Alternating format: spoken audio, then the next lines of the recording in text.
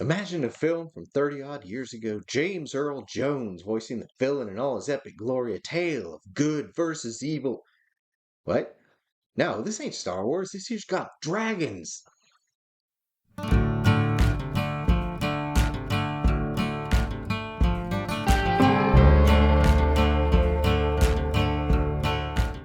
Hey there, everyone. Welcome back to the show. It is a beautiful, sunny, and not miserably hot for a change Saturday afternoon, and that means it's time for Super Saturday, the show where we discuss all things super and awesome. For today's episode, y'all can thank, of all things, the YouTube algorithm. That's right, the mysterious and almighty algorithm kept suggesting clips to me from a movie I'd not seen since I was a kid, a movie I barely remember existed. And I thought, this would make an excellent Super Saturday. So let's dive in. With a filmography so extensive it got its own Wikipedia page and so beloved all I need to do is mention their name and it conjures up innumerable images of childhood joy and adventure, Rankin Bass needs no introduction, or more properly, needs its own YouTube video, which would likely stretch into at least an hour of content, so we're not diving into them just today.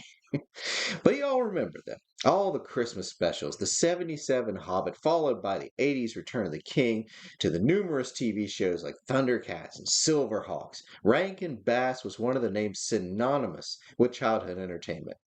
Sadly, they shut down in March of '87, but before that happened, back in 1982, they released a film that has been swallowed up in time, or at least I never hear anybody talk about it, The Flight of Dragons, boasting a deeply impressive voice acting cast list, which included John Ritter, whom you might remember from Three's Company, Victor Buono's final role before his death, James Gregory, James Darth Vader Thulsa Earl Jones himself as the evil villain, and Harry Morgan, whom you might recall from a little show called MASH. The film was based loosely on Peter Dickinson's 1979 speculative natural history book, which the film takes its name from, and the '76 Gordon R. Dickson novel, The Dragon and the George.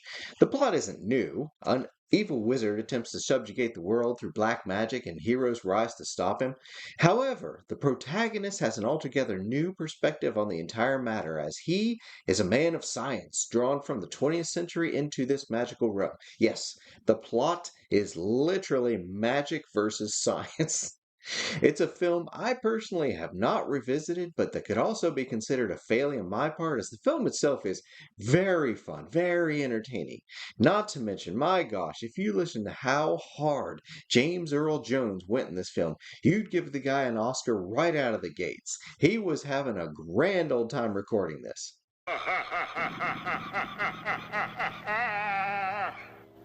I am victorious. But I digress. Spoilers ahead, FYI. It is the time of fading magic in the world. A council of wizards come together to form one last haven for magical beasts left.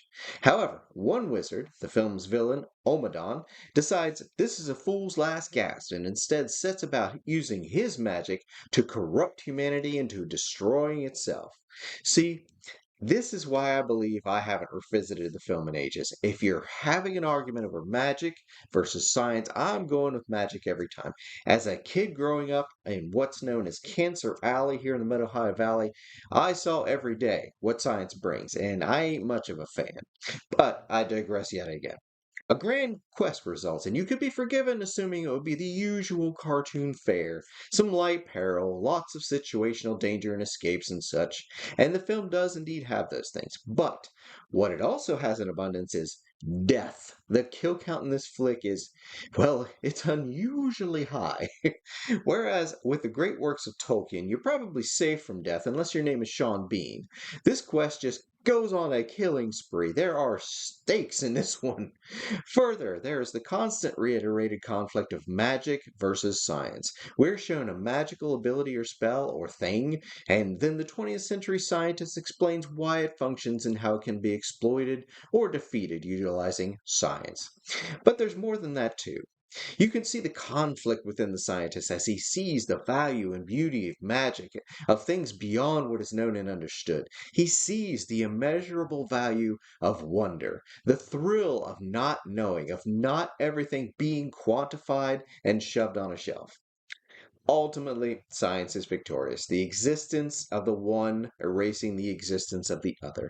However, this victory comes at great cost as our main character now has to return to a world bereft of magic, of wonder, of mystery.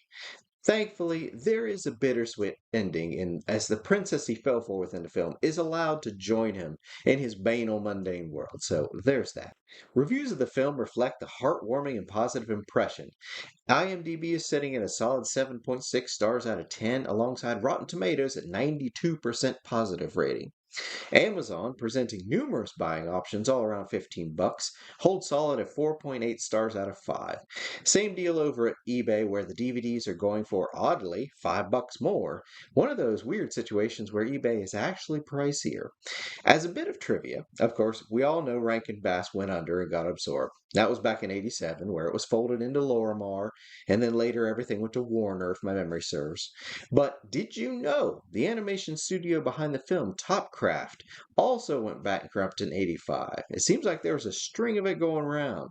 Now, as a bit of bonus trivia, Topcraft got folded into none other than Studio Ghibli. So they ended up in a nice place, I would guess. Of course, that's without me looking too deep into Studio Ghibli, so let us all know down in the comments if you know of Studio Ghibli drama that might change your minds. Anywho, with the loss of all financial records, at least online, where yours truly can research them, it's impossible to say whether the film was a financial success or not.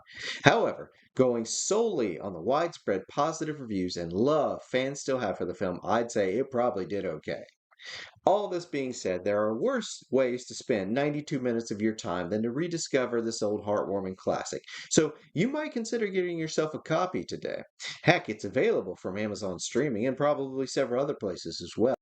But there you have it, folks, an animation classic brought back from the forgotten depths of the early '80s.